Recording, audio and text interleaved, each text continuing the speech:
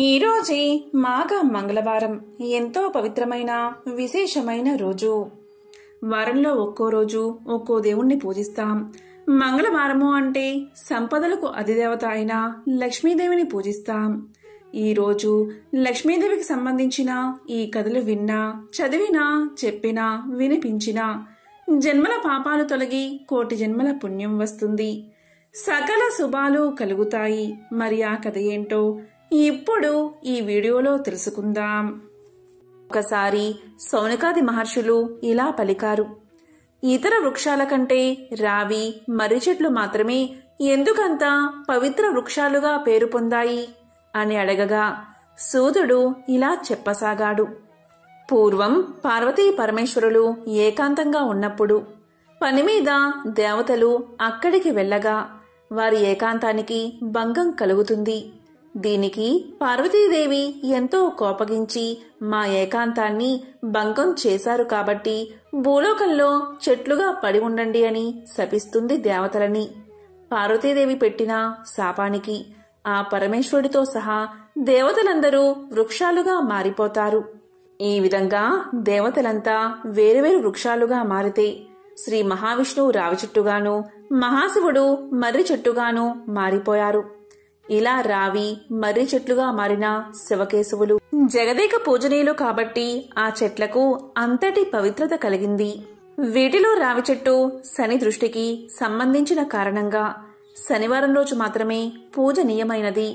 శని ఆదివారం రోజు తప్ప తక్కిన రోజుల్లో రావి చెట్టును అస్సలు తాకకూడదు అని సూతుడు శౌనకాది మహామునులు చెప్పగా ఇదంతా విన్నా శౌనకాది మహర్షులు రావి చెట్టు ఎందుకు శనివారం మాత్రమే పూజనీయం అయింది, మిగిలిన రోజుల్లో ఎందుకు తాకకూడదు అని అడిగారు.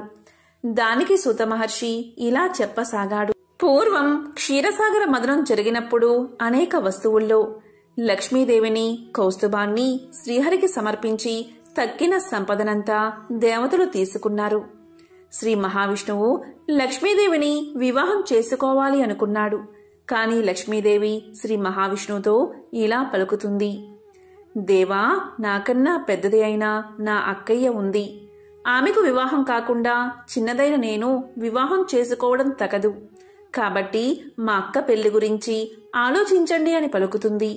దాంతో శ్రీ మహావిష్ణువు లక్ష్మీదేవి అక్కగారైన జ్యేష్ఠాదేవిని ఉద్దాలకుడు అనే మహర్షికి ఇచ్చి వివాహం జరిపిస్తాడు.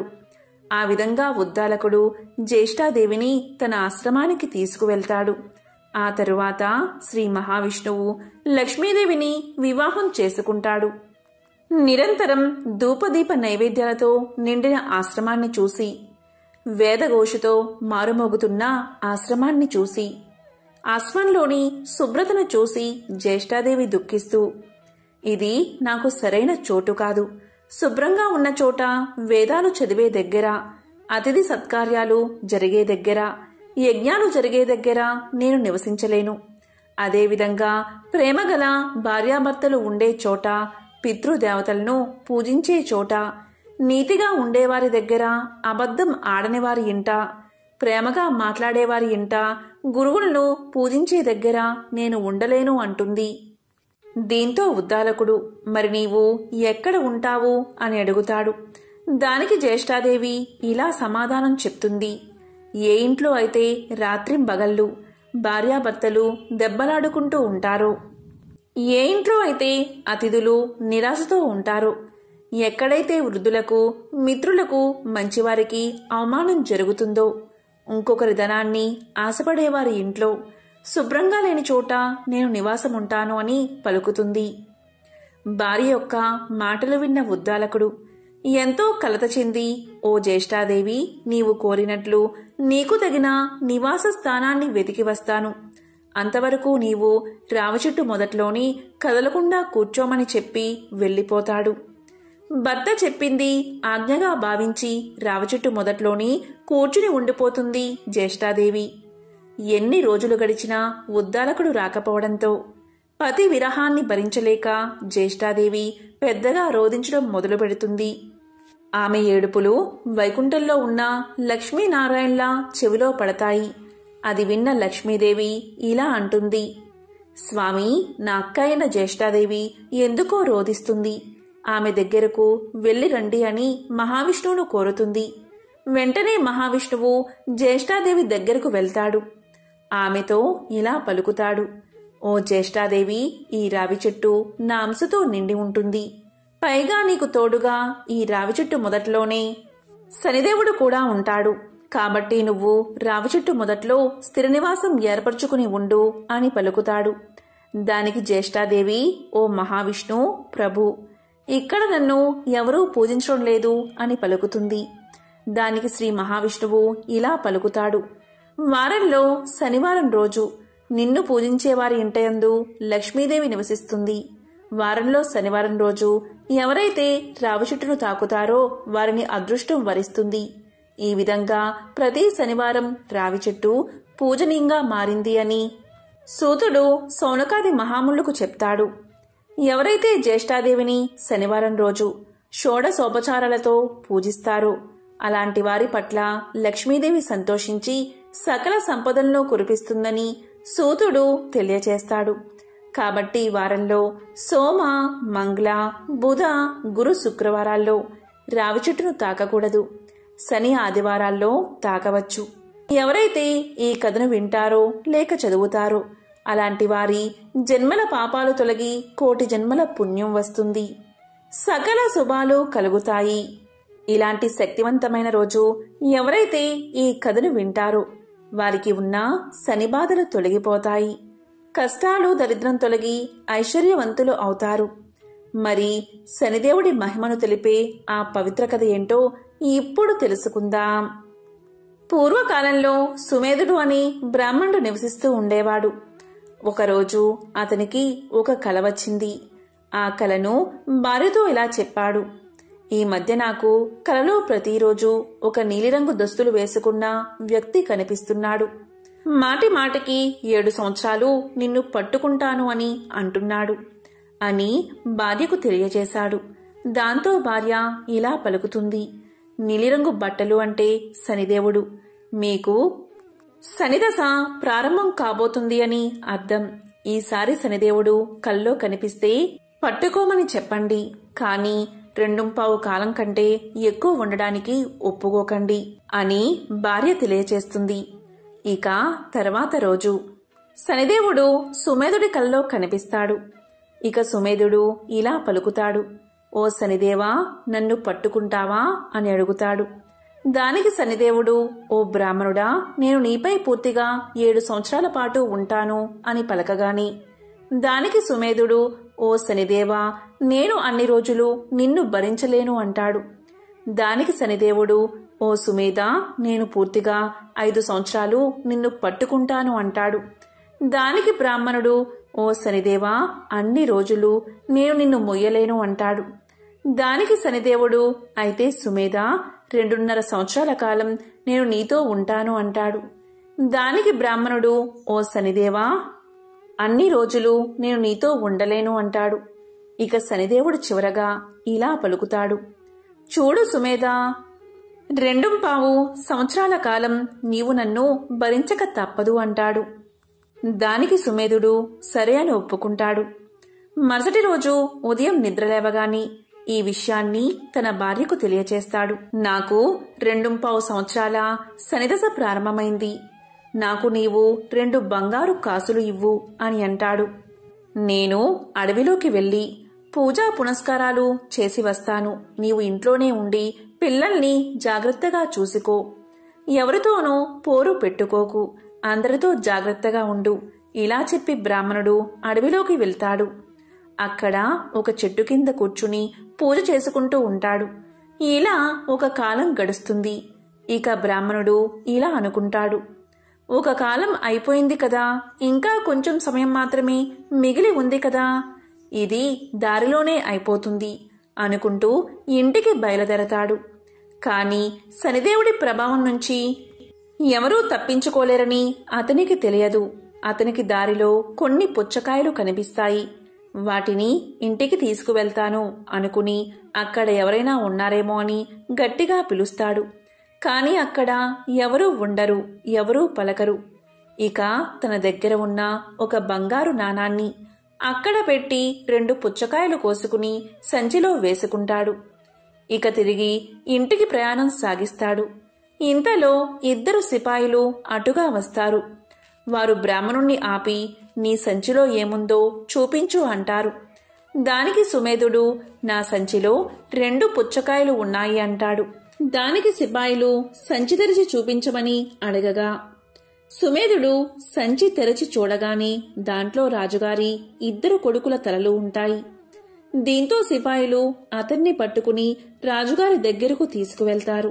రాజుతో సిపాయిలు ఇలా పలుకుతారు, ఓ రాజా, ఈ బ్రాహ్మణుడు మీ 2 కొడుకులను చంపి తలలను సంచిలో వేసుకున్నాడు అని అనగానే ఆ మాటలు విన్న రాజుగారికి ఎక్కడలేని కోపం వచ్చి ఆ బ్రాహ్మణుణ్ణి వెంటనే ఉరితీయండి అని ఆజ్ఞాపిస్తాడు. సిపాయిలు సుమేధుణ్ణి తీసుకుని వెళ్లి ఉరి తీయబోగా సుమేధుడు ఇలా పలుకుతాడు, మహారాజా, దయ చూపించండి, కొంచెంసేపు ఆగండి, నన్ను పూజ చేసుకోనివ్వండి అని పలకగానే రాజు ఒప్పుకుంటాడు. ఇక సుమేధుడు పూజ చేసుకుంటూ ఉండగా శనిదశ పూర్తవుతుంది. ఇంతలో అక్కడకు రాజుగారి 2 కొడుకులు తిరిగి వస్తారు. వారిని చూసి రాజు ఎంతో ఆశ్చర్యపోతాడు.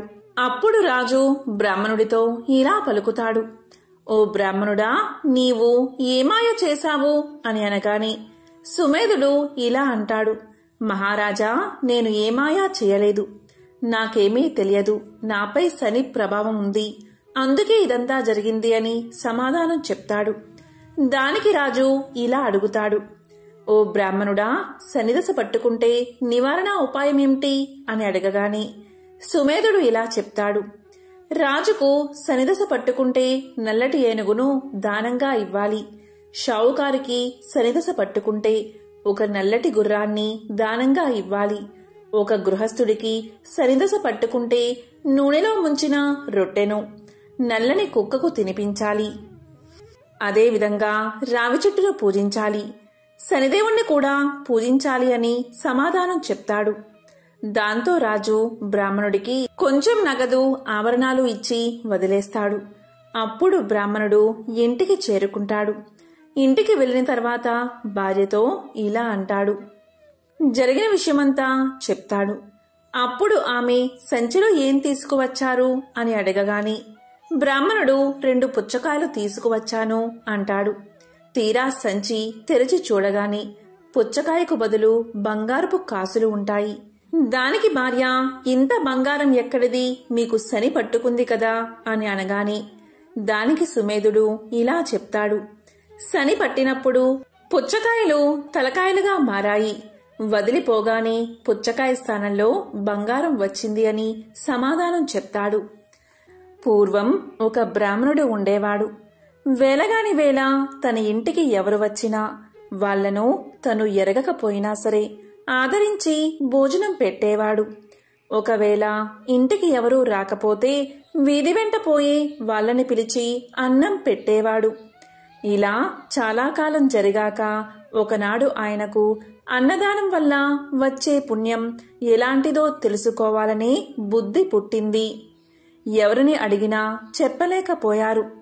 ఒక ఆయన ఇలా అన్నాడు, అన్నదాన మహిమ చాలా గొప్పది, దాన్ని వర్ణించాలి అంటే కాశీ అన్నపూర్ణకు తప్ప ఇతరులకు సాధ్యం కాదు.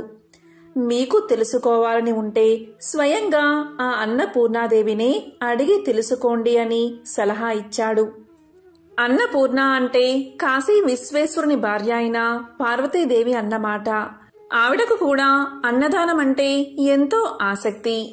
అందుకనే కాశీలో ఎవరికీ అన్నం లేకుండా పోదు. మన బ్రాహ్మణుడు కాశీ వెళ్లి గంగా ఒడ్డున కూర్చుని పార్వతీదేవి గురించి గాఢంగా తపస్సు చేశాడు. దేవి అతని తపస్సుకు మెచ్చుకుని ప్రత్యక్షమై ఇలా పలికింది, నీకేం కావాలి బ్రాహ్మణుడా అని అడిగింది. వెంటనే బ్రాహ్మణుడు సాష్టాంగ నమస్కారం చేసి ఇలా అన్నాడు, అన్నపూర్ణాదేవి, నాకేమీ కోరికలేదు, కాని అన్నదాన మహిమ ఎటువంటిదో తెలుసుకోవాలని తపస్సు చేశాను. ఈ సంగతి మీరే చెప్పాలి కాని ఇతరుల వల్ల కాదు అని తన మనస్సులోని ఉద్దేశం వెల్లడించాడు. అప్పుడు దేవి అతనితో ఇలా పలికింది, నీకు అన్నదాన మహిమ తెలియాలి అంటే నేను చెప్పడం కాదు, అది నీవు తెలుసుకునే ఉపాయం చెబుతాను విను. హమవత్ పర్వతం దగ్గర హమవతమని ఒక పట్టణముంది. ఆ పట్టణాన్ని ఏలుతున్న రాజుకి పిల్లలు లేరు. నువ్వాయన దగ్గరకు వెళ్ళి ఆయనకి కొడుకు పుట్టాలని దీవించు. ఆ రాజు సంతోషించి, బాబూ మీకేం కావాలి అని అడుగుతాడు. అప్పుడు నీవు, నాకు పెద్ద కోరిక ఏమీ లేదు, నీకు కుమారుడు పుట్టిన తక్షణమే ఆ పిల్లవాణ్ణి నేను చూడాలి. ఆ సమయంలో పిల్లవాడి దగ్గర రాణి కూడా ఉండకూడదు అని చెప్పు. ఇంతే కదా అని రాజు అందుకు ఒప్పుకుంటాడు. ఆ పిల్లవాడు పుట్టడంతోనే ఏకాంతంగా వాణ్ణి, అన్నదానం వల్ల కలిగే పుణ్యమేమిటిరా అబ్బాయి అని అడిగి తెలుసుకో అని చెప్పింది అమ్మవారు. బ్రాహ్మణుడు సరే అని చెప్పి హమవతానికి బయలుదేరి వెళ్ళాడు. దారిలో ఒక అడవి అడ్డమైంది. అందులో ప్రవేశించి వెళ్తూ అతడు దారి తప్పిపోయాడు. దారి తెలియక తచ్చాడుతూ ఉంటే ఆ అడవిలో ఉండే బోయవాడు ఒకడు ఆయన అవస్థ కనిపెట్టి, ఏం బాబూ దారి తప్పిపోయినట్లున్నారు, ఏ ఊరు వెళ్ళాలి అని అడిగాడు. హమవత పర్వతం దగ్గరికి పోవాలి అన్నాడు బ్రాహ్మణుడు. బాబూ దారి తప్పి ఆమడ దూరం వచ్చేశారు. సాయంత్రం అయిపోయింది. పులులు సింహాలు ఉన్న అడవి ఇది.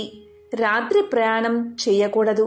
పొద్దున్నే దారి చూపిస్తాను, ఈ రాత్రి ఆగిపోండి అన్నాడు బోయవాడు. బ్రాహ్మణుడు రాత్రికి అక్కడే ఉండిపోయాడు. బోయవాడు ఆయనను తన చేను వద్దకు తీసుకెళ్లాడు. చేను దగ్గరకు వెళ్లడంతోనే బోయవాడు ఇంటికి అతిథిగా వచ్చిన ఆ బ్రాహ్మణుడికి భోజనం ఏం పెడితే బాగుంటుంది అని ఆలోచించాడు. ఆనపకాయలు, కందికాయలు, పెసరకాయలు కావలసినన్ని ఉన్నాయి, కాని వాటిని ఉడకేసుకోమని ఇవ్వడానికి వాడి వద్ద కొత్త కుండ లేకపోయింది. తమ కుండల్లో ఉడకేసి పెడితే ఆయన తినడు, ఎలా మరి అని ఆలోచించాడు ఆ బోయవాడు. బ్రాహ్మణుడు అప్పుడు ఇలా పలికాడు, నాయనా నాకేమీ వద్దు, నువ్వు చేసిన ఆదరణ వల్ల నా శ్రమ ఆకలి తీరిపోయాయి, ఆలోచించక పడుకో అన్నాడు. కాని బోయవాడికి ఆ బ్రాహ్మణుణ్ణి పస్తు పెట్టడమంటే మనస్సు ఒప్పింది కాదు. అందుచేత ఇంత చారపప్పు, పుట్టతేనే తెచ్చి ఇచ్చి వాటితో ఆకలి తీర్చుకోమన్నాడు. బ్రాహ్మణుడు అవి తీసుకుని అంగస్త్రం పరుచుకుని కింద పడుకోబోతుంటే బోయవాడు ఇలా పలికాడు, అయ్యా కింద పడుకోబోకండి, పులులు వస్తాయి అని చెప్పి ఆయన్ని చేలో ఎత్తుగా ఉన్న మంచం మీద పడుకోబెట్టి తాను కింద ఉండి విల్లు అమ్ములో పుచ్చుకుని మృగాలేవీ రాకుండా రాత్రంతా బ్రాహ్మణుడికి కాపలా కాశాడు. తెల్లవారుజామున నిద్ర ఆగక ఒక్క కునుకు తీశాడు. అంతలో ఎక్కడనుంచో ఒక పులి వచ్చి పాపం ఆ బోయవాడి మీద పడి చంపేసింది. బ్రాహ్మణుడు నిద్రలేచి జరిగిందంతా తెలుసుకుని తన మూలాన ఆ బోయవాడు పులివాత పడ్డాడని ఎంతో విచారించాడు. ఆ బోయవాని భార్య బ్రాహ్మణుడితో ఇలా పలికింది, స్వామి నా రాత ఇలా ఉండగా ఎవరు తప్పించగారు, మీరు బాధపడకండి, మీకు హమవతానికి దారి చూపిస్తాను నడవండి అని ఆయన్ని తీసుకెళ్లి దారి చూపెట్టి వెనక్కి తిరిగి వచ్చి భర్తతో పాటు సహగమనం చేసింది. ఆ బ్రాహ్మణుడు బోయ దంపతుల మంచితనాన్ని తలుచుకుంటూ హమవతాన్ని చేరుకున్నాడు. అక్కడ రాజును చూసి పార్వతీదేవి చెప్పినట్లుగా దీవించాడు. పుట్టినప్పుడు మీ పిల్లవాణ్ణి ఏకాంతంగా చూడడానికి అనుమతి ఇవ్వాలి అని కోరగా రాజు ఒప్పుకున్నాడు. రాజుగారి భార్య 9 నెలలు మోసి చందమామ లాంటి పిల్లవాణ్ణి కన్నది. బ్రాహ్మణుడు ఎవరూ లేకుండా చూసి ఆ పిల్లవాణ్ణి ఇలా అడిగాడు, అన్నదానం వల్ల కలిగే ఫలమేమిటో చెప్పు అని అడిగాడు. అప్పుడే పుట్టిన శిశువు అయినప్పటికీ పెద్దవానికి మళ్ళీ ఆ పిల్లవాడు ఇలా పలికాడు, 10 నెలల క్రితం మీరు పట్టణానికి వస్తూ అడవిలో దారి తప్పిపోతే మిమ్మల్ని తీసుకెళ్లి చారుడు చారపప్పు, పుట్టతేనే ఇచ్చిన బోయవాన్ని నేనే సుమండి ఈ మాత్రపు దానికే ఈ రాజుగారికి కుమారుడై పుట్టి రాజ్యాన్ని ఏలబోతున్నాను. ఒకనాటి దానానికే ఇంత గొప్ప ఫలం కలిగినప్పుడు నిత్యం అన్నదానం చేసే మహానుభావులకు ఎటువంటి ఫలం కలుగుతుందో మీరే ఊహించుకోండి.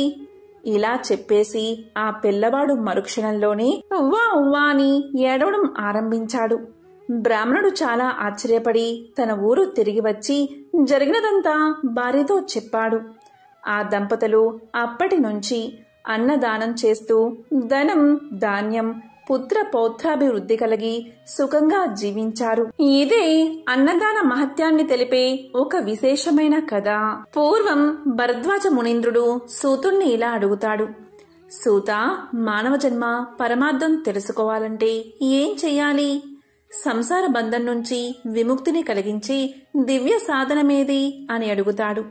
దానికి సూతుడు ఇలా చెప్తాడు. భరద్వాజ మునీంద్ర, కలియుగంలో మానవులు ముక్తిని పొందాలంటే ఏం చేయాలో వివరించి ప్రాచీన ఇతిహాసాన్ని తెలియచేస్తాను. శ్రద్ధగా విను అంటూ ఇలా చెప్పడం ప్రారంభించాడు. పూర్వకాలంలో పుండరీకుడు అనే పేరుగల ఒక బ్రాహ్మణుడు ఉండేవాడు. అతను బుద్ధిమంతుడు, విద్యావంతుడు. పుండరీకుడు సంపన్న కుటుంబంలో పుట్టాడు. ఉపనయనం అయిన తర్వాత యథావిధిగా బ్రహ్మచర్యాన్ని పాటిస్తూ సమర్థులైన ఉపాధ్యాయుల దగ్గర వేద శాస్త్రాలను అధ్యయనం చేశాడు. పుండరీకుడు చక్కని తెలివితేటలు కలవాడు. కొంతకాలంలోనే వేదాధ్యయనం, శాస్త్ర పఠనం ముగించుకుని విద్యావంతుడై ఇంటికి తిరిగి వచ్చాడు. ఇక తల్లిదండ్రులు విద్యావంతుడైన పుండరీకుడు యుక్త వయసుకు రావడం వల్ల వివాహం చేయాలని తలచి పుండరీకుడిని వివాహ విషయంపై అడుగుతారు. దానికి పుండరీకుడు, తొందరపడకండి, నేను చెప్పినప్పుడు మీరు చెద్దురుగాని అని సమాధానం చెప్పి ఏకాంతంగా ఒక ప్రదేశంలో కూర్చుని మానవ జీవితాన్ని విమర్శించుకున్నాడు. అతనికి సంసారం ఒక ముళ్ళ పొదలా అనిపించింది. దీంతో పుండరీకుడు తల్లిదండ్రులను, మిత్రులను, బంధువులను అందరినీ వదిలిపెట్టి ఇల్లు వదిలి దేశ సంచారం కోసం తరలిపోయాడు. అక్కడ దొరికిన ప్రదేశాల్లో దొరికినవి తింటూ ఆకలి తీర్చుకుంటూ జీవితాన్ని సాగిస్తున్నాడు. నీటి బుడగ వంటి ఈ జీవితాన్ని ఎవరూ నమ్మకూడదు. క్షణక్షణానికి మారిపోయే శరీర స్థితిని నమ్మి బతకడం అనేది శరీర అందం శాశ్వతం కాదని పురాణాలు చెప్పిన ప్రకారం ఈ భూమి మీద ఉన్న తీర్థాలు సేవించాలని నిర్ణయించుకున్నాడు. ఇక గంగా, గోదావరి, యమున మొదలైన తీర్థాల్లో, క్షేత్రాల్లో నివసించి ఆయా దేవతలను దర్శించి సాత్విక ఆహారాన్ని భుజిస్తూ తిరుగుతూ చివరికి శాలిగ్రామం అనే పుణ్యక్షేత్రానికి చేరుకున్నాడు. అక్కడ భక్తులను, పుణ్యజలాలను చూసి ముచ్చట పడ్డాడు. ఇది నా నిర్ణయానికి అనుగుణంగా ఉందని అక్కడ బసను ఏర్పాటు చేసుకున్నాడు. తాను గురువుల వల్ల తెలుసుకున్న ప్రాణాయామం మొదలైన యోగా శాస్త్రాలను ఆచరణలో పెట్టి తీర్థ స్నానం, భగవద్ధ్యానం సకాలానికి చేస్తూ అక్కడ చాలా కాలం జీవితాన్ని గడిపాడు. అలా ఉండగా ఒకరోజు నారద మహాముని అక్కడకు వీచేశారు. దీంతో పుండరీకుడు నారదుడి దివ్య తేజస్సును చూసి ఆశ్చర్యంతో నారదుడికి స్వాగతం చెప్పి తన పర్ణశాలకు తీసుకువెళ్లాడు. స్వాగతం, మర్యాదలు చేసి ఆసనంపై నారదుణ్ణి కూర్చోబెట్టాడు. దీంతో నారదుడు ఆనందంతో ఆసనంపై కూర్చుని మౌనంగా పుండరీకుణ్ణి చూస్తూ ఉన్నాడు. అప్పుడు పుండరీకుడు ఇలా పలికాడు. మహాత్మా, మీరు ఎవరు? నన్ను తరింప చేయడానికి ఈ రూపంలో వచ్చిన శ్రీమన్నారాయణుడే అనుకుంటున్నాను అని పలకగాని నారదుడు ఇలా చెప్పాడు. పుండరీక, నన్నందరూ నారదుడు అని పిలుస్తారు. నేను నిన్ను చూద్దామనే వచ్చాను. భక్తి శ్రద్ధలు కల భక్తుణ్ణి చూస్తే పుణ్యం వస్తుందని భగవంతుడే అన్నాడని చిరునవ్వుతో చెప్పాడు నారదుడు. దీంతో పుండరీకుడు లేచి 2 చేతులు జోడించి నమస్కారం చేసి ఇలా పలికాడు. ఓ నారదా, నా జన్మ సార్థకమైంది. మీ దర్శనం దైవ దర్శనమే. నాకు ఉన్న సందేహాలు తీర్చండి ప్రభు అని వేడుకున్నాడు. పరమార్థ సాధనకు ప్రధానమైన సాధనమేదో, మానవ జన్మకు సంసారబంధ విముక్తికి చెయ్యవలసిన కార్యమేంటో తెలిపి నన్ను ధన్యుణ్ణి చెయ్యండి అని వేడుకున్నాడు. ఇక నారద మహర్షి, పుండరీక కూర్చో చెప్తాను అన్నాడు. దాంతో పరమ ఆనందంతో పుండరీకుడు కూర్చున్నాడు. పరమార్థ జ్ఞాన విషయం గురించి నారదుడు ఇలా తెలియచేశాడు. పుండరీక, శాస్త్రాలు చెప్పిన కర్మలు చాలానే ఉన్నాయి. అలాగే ధర్మ మార్గాలు కూడా అనేకం ఉన్నాయి. ఒక్కొక్కరు ఒక్కొక్క విధంగా చెప్పిన మతము ఉంది. అదంతా అలా ఉండని, వాటన్నిటి గురించి నా తండ్రి చెప్పిన పరమ రహస్యమైన ఆధ్యాత్మిక తత్వ విషయం, సంసార బంధం నుండి విడుదల కలిగించేదైనా దాని గురించి నీకు చెప్తాను అంటూ ఇలా చెప్పసాగాడు. పుండరీక, నారాయణుడే పరబ్రహ్మ, పరతత్వం, పరంజ్యోతి, సర్వజీవుల ఆత్మ, పరమాత్మ నారాయణుడే. ఈ జగత్తు లోపల పైన వ్యాపించి ఉన్నది నారాయణుడే. ఓం నమో నారాయణ అని మనసుతో నిత్యం ధ్యానం చేస్తూ జపిస్తే చాలు. అదే పరమజ్ఞానం. అంతకంటే పరమార్థాన్ని తెలిపేది మరేదీ లేదు. పరమార్థమూ లేదు. అన్ని శాస్త్రాలను, అన్ని మతాలను, అందరి శాసనాకారులు చెప్పింది పరిశీలించి నేను చెప్పేది ఇది ఒక్కటే. కాబట్టి పైన వ్యాపించి ఉన్నది నారాయణుడే. ఓం నమో నారాయణ అని నిశ్చలమైన మనసుతో నిత్యం ధ్యానం చేస్తూ జపిస్తే చాలు. అదే పరమజ్ఞానం. అంతకంటే పరమార్థాన్ని తెలిపేది మరేదీ లేదు. నేను చెప్పేది ఒక్కటే. భ్రాంతిని కలిగించే శాస్త్ర వాక్కును మర్చిపో. నారాయణ్ణి నమ్మి మనసారా ధ్యానించు. అలా చేస్తే విష్ణు సాన్నిధ్యాన్ని పొందగలవు. ఓం నమో నారాయణాయ అనే మంత్రాన్ని పఠిస్తూ ఉండు అని చెప్పి నారదుడు వెళ్ళిపోయాడు. ఇక పుండరీకుడు నారాయణ మంత్ర జపంతో, నారాయణ నామస్మరణతో ఎంతో భక్తితో ధ్యానించసాగాడు. ఈ విధంగా శాలిగ్రామ క్షేత్రంలో చిరకాలం తపస్సు చేశాడు. అతని భక్తికి మెచ్చిన శ్రీమన్నారాయణుడు వెంటనే ప్రత్యక్షమయ్యాడు. ఇక శ్రీమన్నారాయణ్ణి చూసి ఎంతో సంతోషంతో సాష్టాంగ నమస్కారం చేసి లేచి చేతులు జోడించి ప్రార్థించాడు పుండరీకుడు. అప్పుడు శ్రీహరి, పుండరీక, నీకేం కావాలో కోరుకో అన్నాడు. దానికి పుండరీకుడు, ప్రభు, నాకే కోరిక లేదు. మీరేమిచ్చినా నాకు సంతోషమే అన్నాడు. దానికి శ్రీహరి చిరునవ్వు నవ్వి, సరే ఇటురా, ఈ గరుడ వాహనంపై నా వెనుక కూర్చో, నాతో వైకుంఠానికి రా, నా రూపాన్ని ధరించి నిత్యము నా వెనకాలే ఉండు అని చెయ్యి పట్టుకుని వాహనం మీదకు తీసుకున్నాడు. ఆ సమయంలో దేవదుందుబులు మోగాయి. దేవతలు జయ జయ శబ్దాలతో పుష్పవర్షం కురిపించారు. ఆ విధంగా పుండరీకుడు శ్రీహరితో కలిసి వైకుంఠానికి చేరుకున్నాడని సూతుడు భరద్వాజ మునికి తెలియచేశాడు. కాబట్టి భరద్వాజ, శ్రీ మహావిష్ణువును కీర్తించడం వల్ల కలియుగంలో మానవులకు ముక్తి లభిస్తుంది. ఇదే మోక్షప్రదం. బ్రతికి ఉన్నంతకాలం సుఖాన్ని కలిగిస్తుంది అని సూతులవారు చెప్పగా అది విన్న భరద్వాజ మహాముని సంతోషంతో, సూత, పరమ అర్థాన్ని వివరించావు, నేను ధన్యుణ్ణి అయ్యాను అని సమాధానం చెప్పాడు. పూర్వకాలంలో సౌరాష్ట్ర దేశంలో నందుడు అనే బ్రాహ్మణుడు ఉండేవాడు. అతని భార్య సుశీల, భర్తకు తగిన ఇల్లాలు. ఆ దంపతులిద్దరూ ఎంతో భక్తి శ్రద్ధలతో లక్ష్మీదేవిని పూజిస్తూ ఉండేవారు. ఇంటిని ఎప్పుడూ శుచిగా శుభ్రంగా ఉంచుకునేవారు. ఎప్పుడూ కూడా ఇంటిని ఆవు పేడతో అలికి ముగ్గులు వేసి అలాగే నిత్యము కూడా దీపారాధన చేస్తూ ఉండేది సుశీల. ఆ దంపతులకు 2 కొడుకులు. ఇద్దరికి పెళ్లిళ్లై పౌరోహిత్య వృత్తిని చేపట్టారు.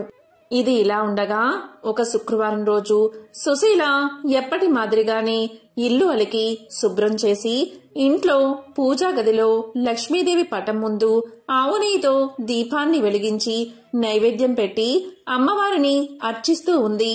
ఇంతలో ఎక్కడ్నుంచో ఒక బిచ్చగాడు వచ్చి, అమ్మా, ఆకలిగా ఉంది, అన్నం పెట్టండి అని అరుస్తూ ఉన్నాడు. దానికి సుశీల చిరాకుపడి, అన్నం లేదు, ఏమీ లేదు, ఇక్కడ్నుంచి వెళ్ళిపో అని ఇంట్లోంచే గట్టిగా అరిచింది. ఆ బిచ్చగాడు నిరాశతో ఆ ఇల్లు వదిలి వెళ్లాడు. సుశీల చేసిన పనికి లక్ష్మీదేవికి ఎంతగానో కోపం వచ్చింది. దాంతో లక్ష్మీదేవి బ్రాహ్మణ దంపతులు చూస్తూ ఉండగాని ఇంటి నుంచి బయటకు వెళ్లిపోబోతూ ఉంది. వెంటనే నందుడు లక్ష్మీదేవిని ఆపి, అమ్మా, జరిగిన తప్పుకు మన్నించు, ఎప్పుడూ కూడా ఇలాంటి తప్పులు జరగనివ్వను అన్నాడు. కాని లక్ష్మీదేవి కోపాన్ని తగ్గించుకోక, నేనిప్పుడు మీ ఇంటి నుండి వెళ్ళిపోతున్నాను. ఇక మీదట మీ ఇంటికి దరిద్ర దేవత రాబోతుంది అని చెప్పింది బ్రాహ్మణ దంపతులకు. దాంతో నందుడు తప్పును క్షమించమని లక్ష్మీదేవి కాళ్ళా వేళ్లాపడి బ్రతిమాలాడాడు. దాంతో కరుణించిన లక్ష్మీదేవి, నందా, నీకో వరం ఇవ్వాలి అనుకుంటున్నాను, అడుగు అని పలుకుతుంది. అప్పుడు నందుడు లక్ష్మీదేవితో ఇలా పలుకుతాడు. అమ్మా, నీవు వెళ్తుంటే ఆపే శక్తి నాకు లేదు. అలాగే దరిద్ర దేవత వస్తుంటే ఆపే శక్తి కూడా అంతకన్నా నాకు లేదు. మీలో ఒకరు ఉన్న చోట ఒకరు ఉండరు. కాబట్టి దరిద్ర దేవత వచ్చిన వేళ మా ఇంట్లోని కుటుంబ సభ్యుల మధ్య ఒకరి పట్ల ఒకరికున్న ప్రేమాభిమానాలు అలాగే ఉండేటట్లు వరాన్ని ప్రసాదించు తల్లి అని వేడుకున్నాడు. దానికి లక్ష్మీదేవి తదాస్తు అని చెప్పి ఆ ఇంటి నుండి వెళ్లిపోయింది.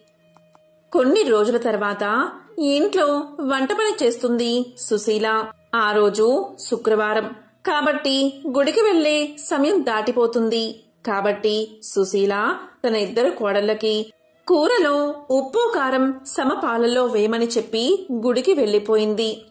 కొంతసేపటికి చిన్న కోడలు వచ్చి ఉప్పు కారం కూరలో వేసి ఏదో పనిలో నిమగ్నమైపోయింది. మరికొంతసేపటికి పెద్ద కోడలు వచ్చింది.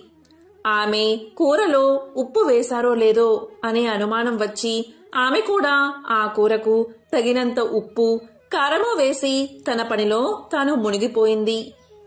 ఇంతలో సుశీల గుడి నుండి వచ్చి కోడళ్ళిద్దరూ తమ పనిలో పడి ఉప్పు వేశారో లేదో అని అనుకుంటూ కొంత ఉప్పు కారం వేస్తుంది. మధ్యాహ్న సమయమైంది. నందుడు ఇంటికి చేరుకున్నాడు. భోజనం చేసే సమయంలో కూరను భర్తకు వడ్డించింది సుశీల. కాళ్ళు చేతులు కడుక్కుని భోజనానికి సిద్ధంగా కూర్చున్న నందుడు అన్నం కూర కలుపుకుని తినగానే కూరలో ఉప్పు కారం మరీ ఎక్కువైందని గ్రహించాడు. అంటే దరిద్రదేవత ఇంట్లోకి ప్రవేశించిందని గ్రహించాడు. ఏమీ మాట్లాడకుండా తిని లేస్తాడు. కొంతసేపటికి నందుడి పెద్ద కొడుకు కూడా భోజనానికి కూర్చుంటాడు. భోజన సమయంలో ఉప్పు ఎక్కువైందని గ్రహిస్తాడు. మారు మాట్లాడకుండా భార్యతో మా నాన్నగారు తిన్నారా అని అడుగుతాడు. దానికి ఆమె తిన్నారు అని సమాధానం చెప్తుంది. దానితో అతను నాన్న ఏమీ అనకుండా తిన్నాడు, నేనెందుకు అనాలి అని ఏమీ మాట్లాడకుండా అతను కూడా తిని లేస్తాడు. ఇలా ఆ ఇంట్లోని వారంతా భోజనం చేసి వంట గురించి మాట్లాడకుండా ఉంటారు. ఆ రోజు సాయంత్రం దరిద్రదేవత ఆ వ్యక్తి దగ్గరకు వచ్చి ఇలా పలుకుతుంది. నందా, నేను మీ ఇంట్లో ఉండలేకపోతున్నాను. ఎందుకు అంటే మీ ఇంట్లోని కుటుంబ సభ్యుల మధ్య ఒకరి పట్ల మరొకరికి ఎంతో ప్రేమాభిమానాలు ఉన్నాయి. మీరందరూ ధనం లేకపోయినా ఎంతో సంతోషంగా జీవిస్తున్నారు.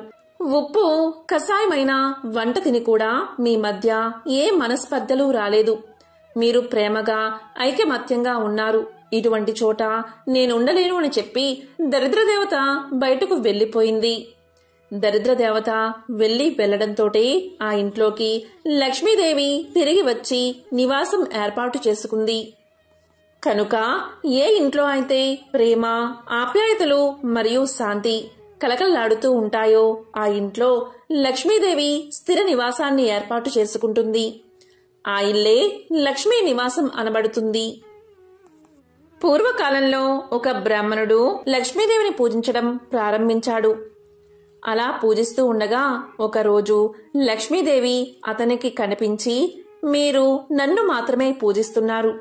మీ పూజలు తగిన ఫలితాన్ని మీకు ఇవ్వాలి అంటే వినాయకుడిని పూజించాలని మీకు తెలియదా? ఎటువంటి శుభకార్యమైనా, ఎటువంటి పూజైనా, ఎటువంటి వ్రతమైనా సరే వినాయకుడిని పూజించకుండా ఉంటే అవన్నీ అసంపూర్ణమే అవుతాయి. మీరు కోరిన కోరికలు నెరవేరవు. కాబట్టి నన్ను మాత్రమే ఎందుకు పూజిస్తున్నారు అని ప్రశ్నిస్తుంది లక్ష్మీదేవి. మీరు ముందుగా వినాయకుడిని పూజించి తరువాత నన్ను పూజించండి అని ఆదేశిస్తుంది.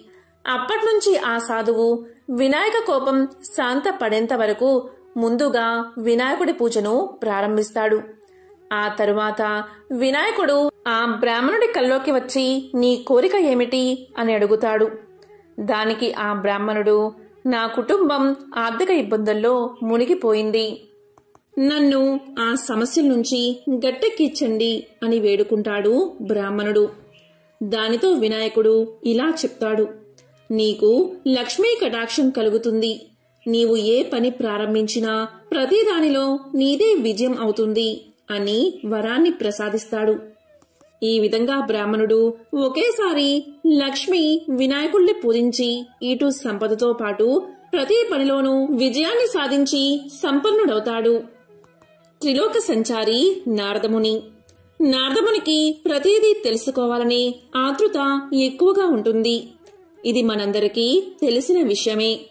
అదేవిధంగా ఒకసారి నారదముని ఇలా అనుకున్నాడు, అమ్మవారు అంటే లక్ష్మీదేవి ఎప్పుడూ కూడా విష్ణు పాదాలను నొక్కుతూ ఉంటుంది ఎందుకని అనే అనుమానం నారద మహర్షిలో కలిగింది.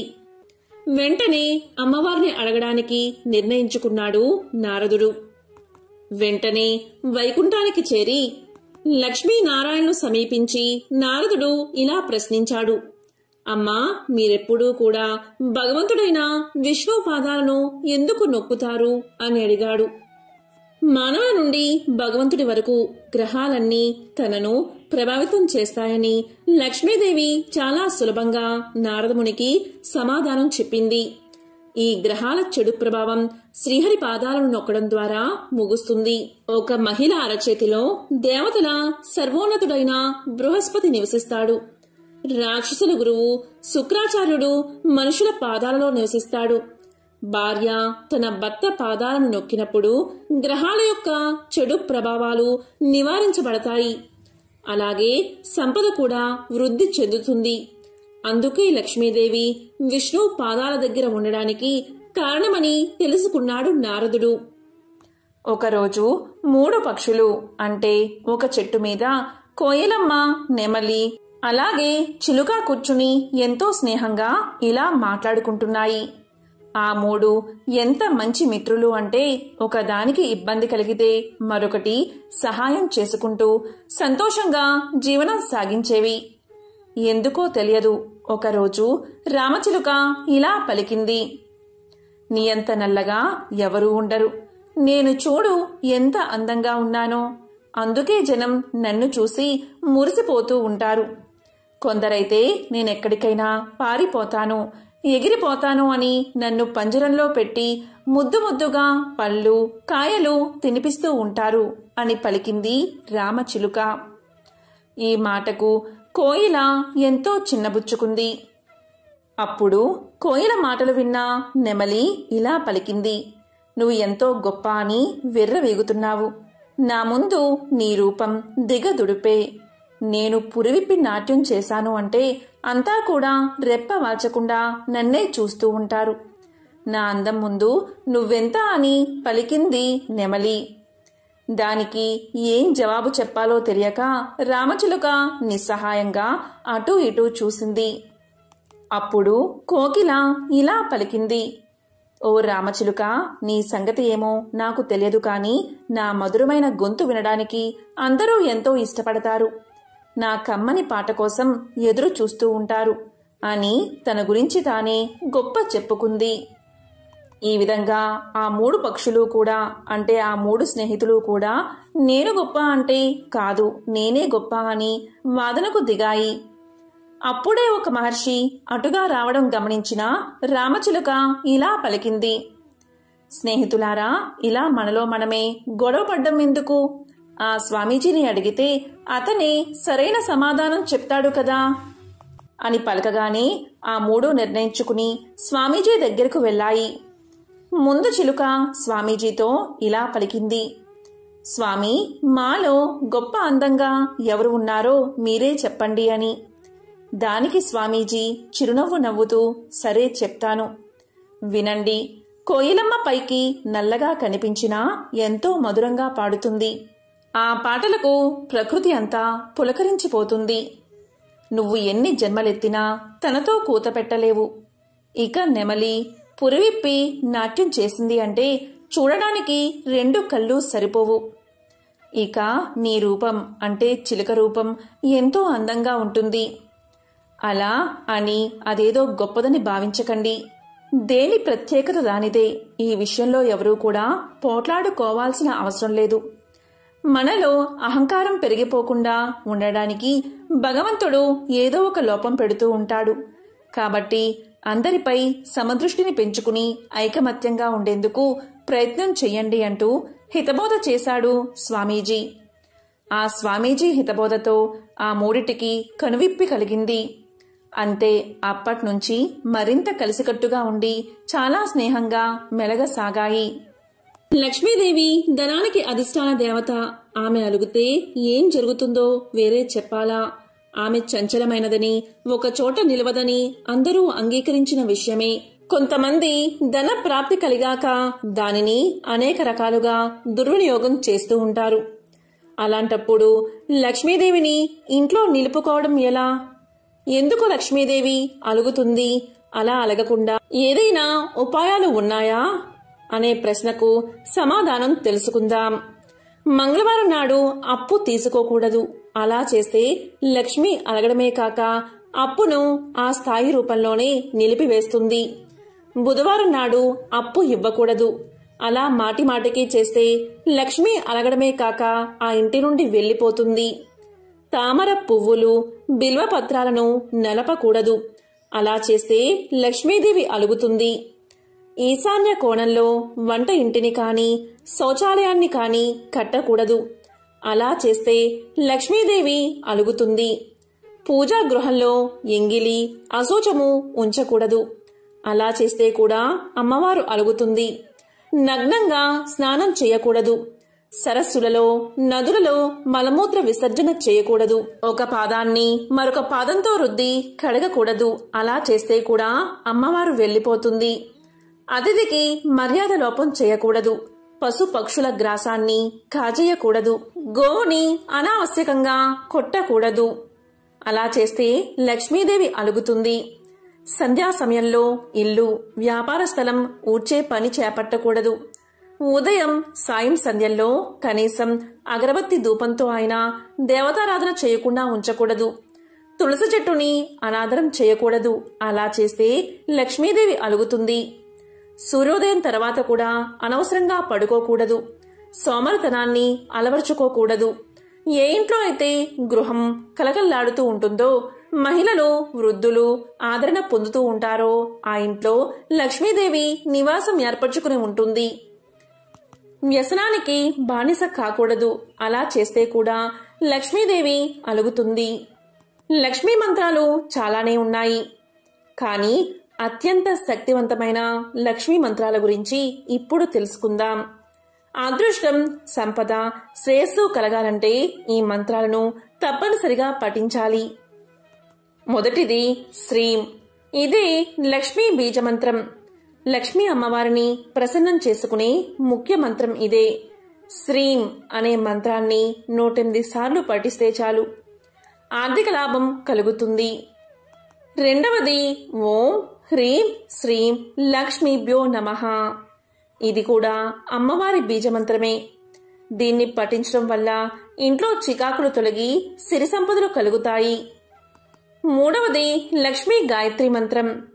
ఓం శ్రీ మహాలక్ష్మై చ విద్మహే విష్ణు పత్నే చ ధీమహి తన్నో లక్ష్మీ ప్రచోదయాత్. ఓం శ్రీ మహాలక్ష్మై చ విద్మహే విష్ణు పత్నే చ ధీమహి తన్నో లక్ష్మీ ప్రచోదయాత్. ఈ మంత్రాన్ని జపించడం వల్ల మేధస్సు, సంపద, అదృష్టం కలుగుతాయి. శ్రీ అయిన తల్లి మరియు మహావిష్ణువు భార్య అయిన ఓ లక్ష్మీదేవి, నీకు నమస్కారం చేస్తున్నాం. మమ్మల్ని మేధస్సు, సంపద మరియు అదృష్టంతో దీవించు అని ఈ శ్లోకం అర్థం. ఓం సర్వబాధా వినుర్ముక్తో ధనధాన్య సుతాన్విత మనుష్యో మత్ ప్రసాదేన భవిష్యతి నా సంశయావోం. ఓ మహాలక్ష్మి, చెడునంతా అంతం చేసి మమ్మల్ని కాంతివంతమైన సుఖ సంతోషాలతో కూడిన భవిష్యత్తులోకి నడిపించు అని ఈ శ్లోకం అర్థం. ఎంతో పవిత్రమైన, విశేషమైన ఈ కథలను ఈ రోజు విని ఈ మంత్రాలను పఠిస్తే చాలు. ఆ లక్ష్మీదేవి యొక్క అనుగ్రహం తప్పకుండా మీకు కలుగుతుంది. ఓం శ్రీ మహాలక్ష్మియే నమః.